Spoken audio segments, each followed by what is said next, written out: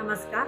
आज नवरात्रीचा 8वा दिवस म्हणजे महागौरी हिची पूजा आज केली जाते. महागौरीची चाष्टमी, महागौरीची आज पूजा केली जाते. या देवी सर्वभूतेषु दयारूपेण संस्थिता नमस्तस्ये नमस्तस्ये नमस्तस्ये नमो नमः. या देवी सर्वभूतेषु पुष्टिरूपेण संस्थिता नमस्तस्ये नमस्तस्ये नमस्तस्ये नमो नमः.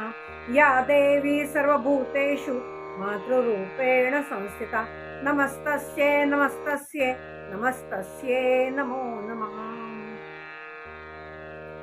महागौरी म्हणजे महालक्ष्मी. या दिवशी अष्टमीची होम हवन केले जाते, अष्टमीची पूजा केली जाते, महालक्ष्मीची पूजा केली जाते. शंकराच्या प्राप्तीसाठी पार्वतीने अतिशय घोर आणि कठीण असं तपाचरण केलेलं होतं. म्हणूनच या दिवशी कुमारिका पूजन सुद्धा केलं जातं. या दिवशी कोकणस्थांच्यामध्ये या महालक्ष्मीची पूजा केली जाते. घागरी फुंकल्या जातात. तिन्ही सांजेला तांदूळाचा मुखवटा करून देवीला आवाहन केलं जाते. देवीला बसवलं जातं आणि तिच्या पुढे खेळ खेळले जातात.